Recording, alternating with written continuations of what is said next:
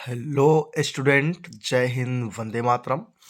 आज हम लोग करेंगे सेट नंबर 4 का 5वां क्वेश्चन करेंगे। तो आइए देखते हैं क्वेश्चन क्या कहता है। क्वेश्चन कह रहा है बच्चों, मोलर उन्नयन स्थिरांक एवं मोलल उन्नयन स्थिरांक। बात समझे, एक मोलल है और एक मोलर है, ठीक है। में अंतर स्पष्ट कीजिए। इन दोनों स्थिरांकों का प्रयोग करते हुए, मतलब इनका इस्तेमाल करके विलेय का आणविक द्रव्यमान ज्ञात करने के लिए दो अलग अलग सूत्र लिखिए, ठीक है। सबसे पहले हम लोग मोलर उन्नयन स्थिरांक की परिभाषा लिख लेते हैं, ठीक है। तो क्या होगा, देखिए, किसी विलायक के, ठीक है, किसी विलायक के 1 किलोग्राम, ठीक है, किसी विलायक के 1 किलोग्राम में किसी अवाष्पशील, मतलब जो अवाष्प ना बन पाए, विद्युत अनपघट्य के एक मोल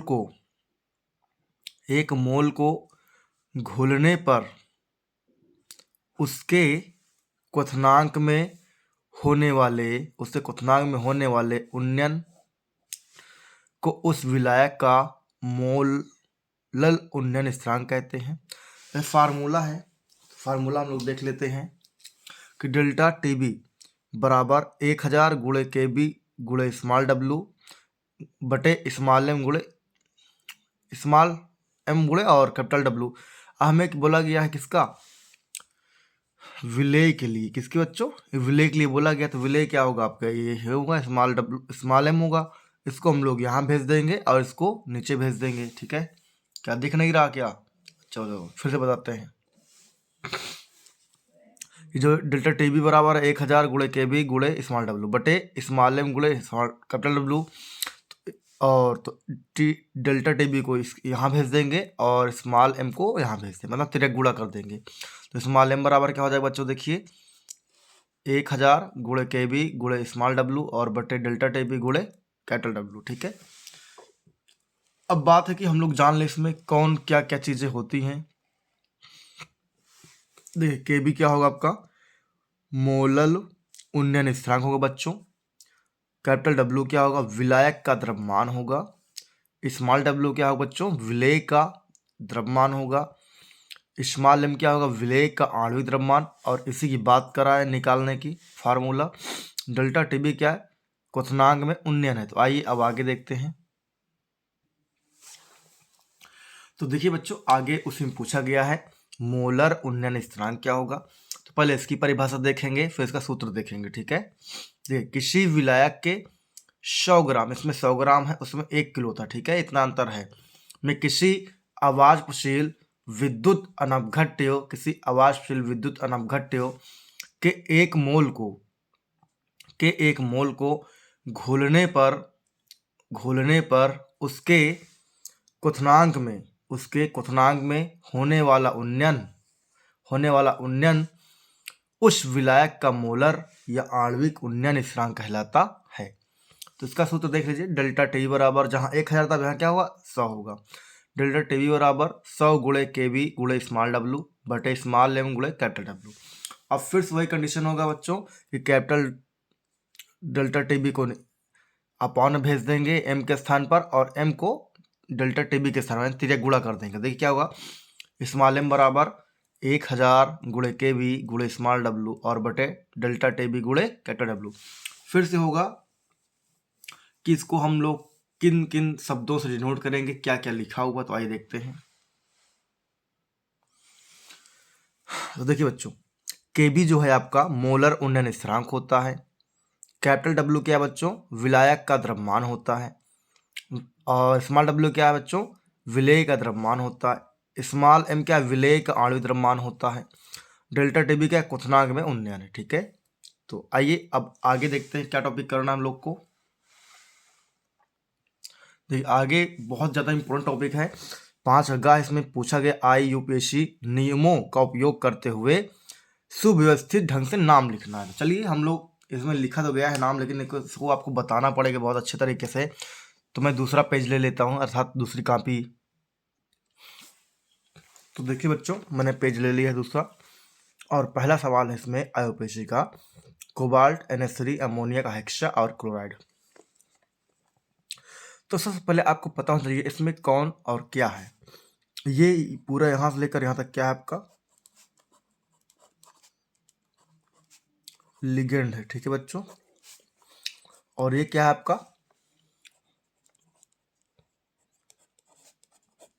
केंद्रीय धातु है। और ये क्या है आपका ऋणात्मक तत्व है, ठीक है।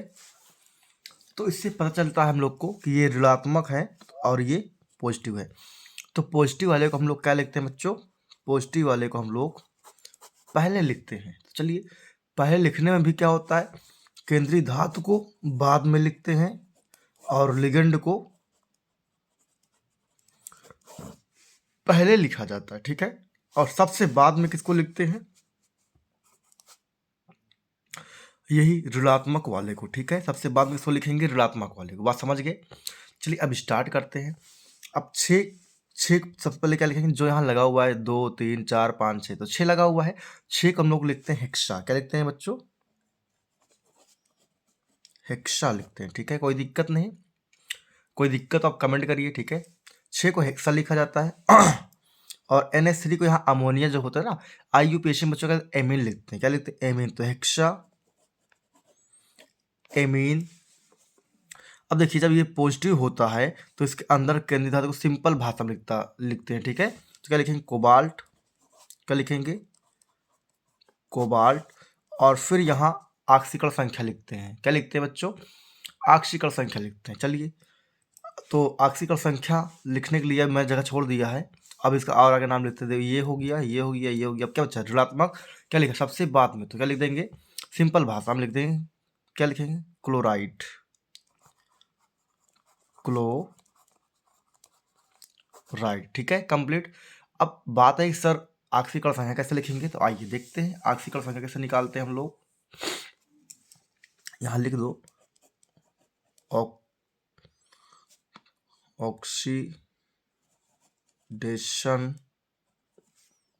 ऑक्सीडेशन नंबर, ठीक है। तो देखिए क्या होगा, सबसे पहले सभी एलिमेंटों को और सभी यौगों को जोड़ लेंगे। तो ये देखिए, कोबाल्ट प्लस NH3 का हेक्सा और प्लस क्लोरीन 3। अब देखो, इसको तो मैंने लगाया प्लस और माइनस, अगर इसको मैं इरेज कर दूं तो क्या यहाँ कोई है प्लस और माइनस आवेश, तो कहेंगे नहीं है सर।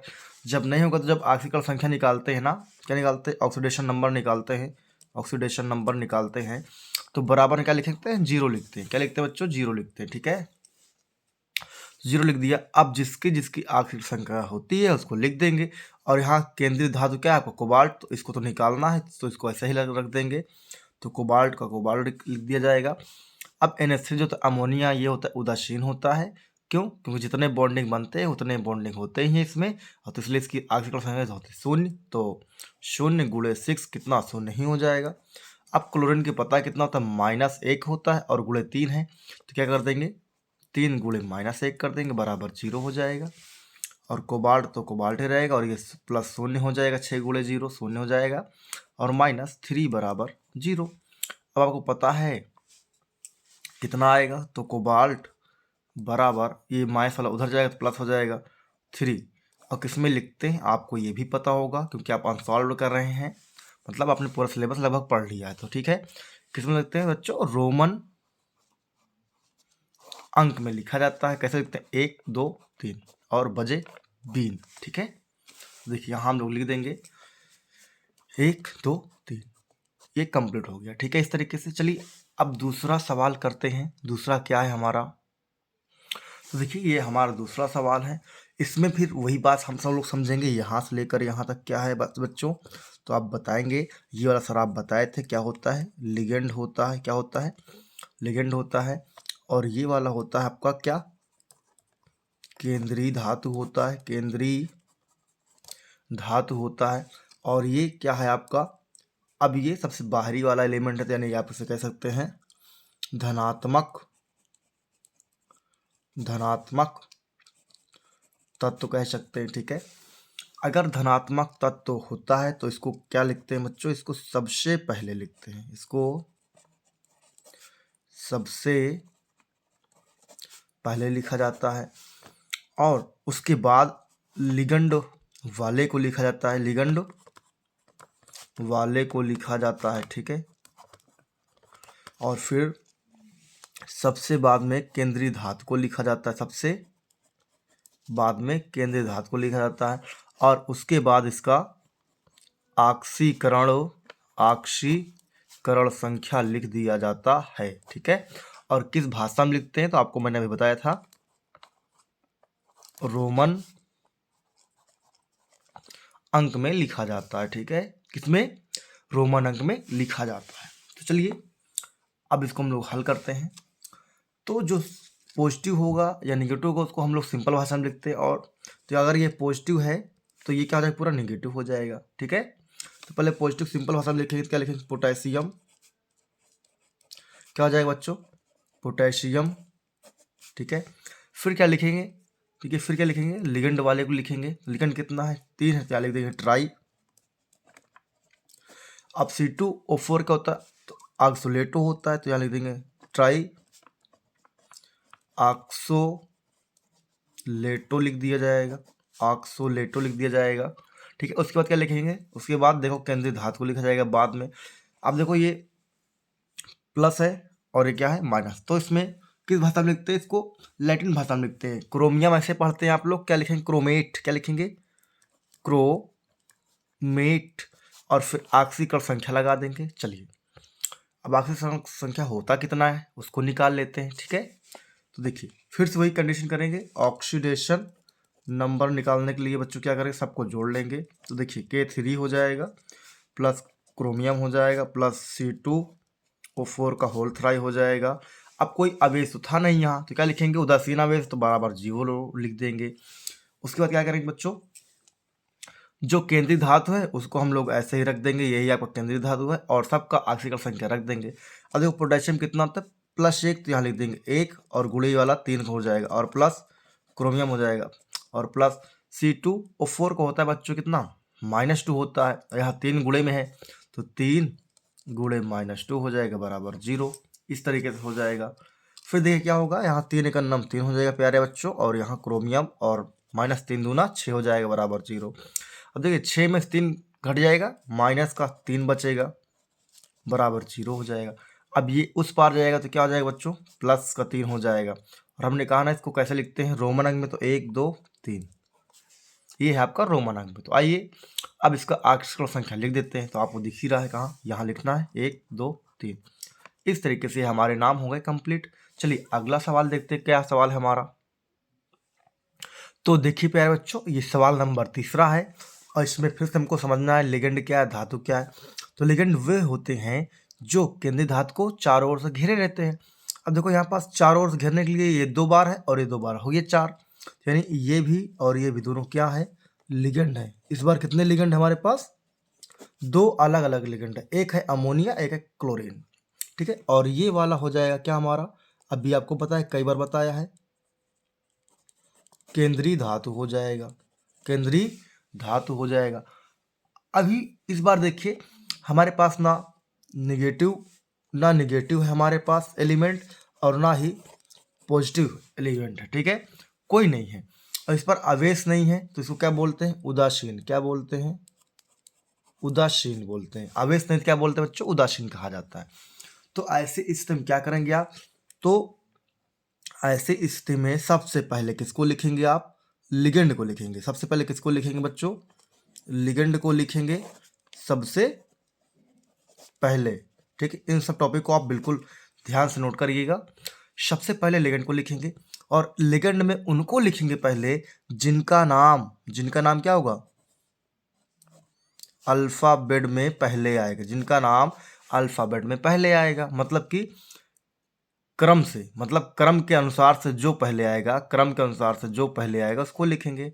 ठीक है, जैसे A to Z तक आपको देखना है, इनमें जिसका नाम पहले आएगा आप उसको लिख देंगे।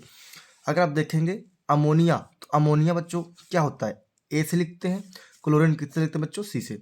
बताओ ए आएगा पहले सी आएगा, तो आप कहेंगे सर पहले क्या आएगा? ए आएगा, फिर आएगा सी आएगा। तो बहुत अच्छी बात है, आपने बिल्कुल बता दिया, पहले ए और सी आएगा। तो किसको लिखेंगे? पहले अमोनिया को लिखेंगे, ठीक है। तो देखिए सबसे पहले क्या हो गया, यहाँ 2 बार है तो इसको लिखेंगे हम लोग डाई। क्या लिखेंगे बच्चों? डाई। फिर क्या करेंगे? NH3 अमोनिया है, इसको किस भाषा में लिखते हैं? तो लैटिन भाषा में क्या होगा? ये एमीन होगा, तो डाई एमीन हो गया। अब फिर मैंने कहा पहले ए हो गया, आप सी आएगा, क्लोरीन वाला तो यहाँ लिखेंगे 2 बार, तो लिखेंगे डाई। क्या लिखेंगे? डाई। अब जब इसके ब्रैकेट के अंदर होता है बच्चों, तो क्लोरीन को ओ लगा देते हैं, क्या? क्लोरो। क्या कर देंगे? डाई क्लोरो लिख देंगे, डाई क्लोरो हो जाएगा। फिर क्या आएगा? आपका केंद्रीय धातु आएगा सबसे बाद में, सबको पता है कितनी बार, 2 बार मैं बता चुका हूँ अभी। तो क्या लिखेंगे? अब कोई आवेश नहीं, धातु ना माइनस का है, तो हम सिंपल लिखेंगे प्लेटिनम, प्लेटिनम, ठीक है। और आक्सीकरण संख्या लगा देंगे। चलिए आक्सीकरण संख्या के लिए हम लोग निकालते हैं, कैसे निकालेंगे? तो सबसे पहले क्या करेंगे बच्चों? सबको जोड़ लेंगे, ठीक है। क्या करेंगे? सबको जोड़ लेंगे। तो देखिए जोड़ने के बाद हम लोग क्या करेंगे? तो देखिए सबसे पहले जोड़ लेंगे तो क्या होगा? प्लेटिनम प्लस NH3 का होल ट्वाइस और प्लस Cl2, आवेश कोई नहीं तो बराबर 0 हो जाएगा। अब प्लेटिनम धातु को निकालना है हम लोग को, तो यहाँ लिख देंगे Pt और प्लस, अभी आपने देखा है अमोनिया का कोई आवेश होता है तो 2 गुणे 0 हो जाएगा, और Cl का होता है -1, तो 2 गुणे -1 बराबर 0 हो जाएगा, ठीक है। तो प्लेटिनम का बच्चों क्या हो जाए? प्लेटिनम प्लस और ये 0 हो जाएगा, और यह -2 बराबर 0 हो जाएगा। अब क्या होगा प्यारे बच्चों? -2 उस पार जाएगा तो क्या हो जाएगा? प्लस हो जाएगा। तो Pt बराबर प्लस का 2, और किस भाषा में लिखते हैं? रोमन अंक में, तो 1 और 1 2, तो यहाँ लिख देंगे रोमन अंक में, ठीक है। तो देखिए यहाँ लिख दिया जाएगा 1 और 1 मिलकर 2, रोमन अंक में हो जाएगा। इस तरीके से आपके कंप्लीट हो गए। चलिए चौथा करते हैं, और वीडियो थोड़ी लंबी हो रही तो अगले पार्ट में हम लोग और क्वेश्चन करेंगे, अभी एक और कर लेते हैं। तो देखिए बच्चों ये चौथा सवाल है हमारा, और इसमें भी आपको वही सीखना है। ये यहाँ से लेकर यहाँ तक क्या है तो आपको बताएंगे, आपको याद हो गया होगा। तो आप कहेंगे सर ये होता है लिगेंड। क्या होता है? ये होता है लिगेंड, ठीक है। और ये वाला हो जाएगा आपका क्या? केंद्रीय धातु हो जाएगा। अब यहाँ पास भी कोई ना धनात्मक है ना ऋणात्मक है, तो पहले किसको लिखेंगे? सबसे पहले लिखेंगे हम लोग लिगेंड को लिखेंगे, और बाद में किसको लिखेंगे बच्चों? धातु को, केंद्रीय धातु को लिखेंगे, और उसके बाद इसका ऑक्सीकरण लिख देंगे, ठीक है। ऑक्सीकरण संख्या लिख दिया जाएगा।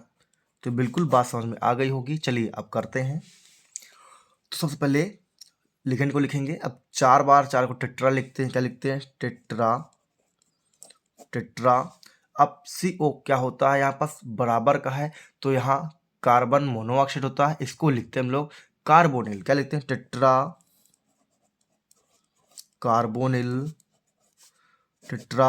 कार्बोनिल लिखेंगे। और उसके बाद क्या होगा आपका? निकिल। क्या लिखेंगे? निकिल को हम निकैल भी लिखते हैं, तो लिख देंगे निकैल, ठीक है। और इसकी ऑक्सीकरण संख्या निकालेंगे। तो देखिए बिल्कुल आसान, निकाल लेते हैं इसकी ऑक्सीकरण संख्या बच्चों। तो सबसे पहले क्या करेंगे? सभी को जोड़ लेंगे। Na प्लस कार्बन मोनोऑक्साइड और 4 और बराबर क्या हो जाएगा? 0। क्यों? क्योंकि यहाँ कोई आवेश नहीं है, ठीक है मेरे बच्चों।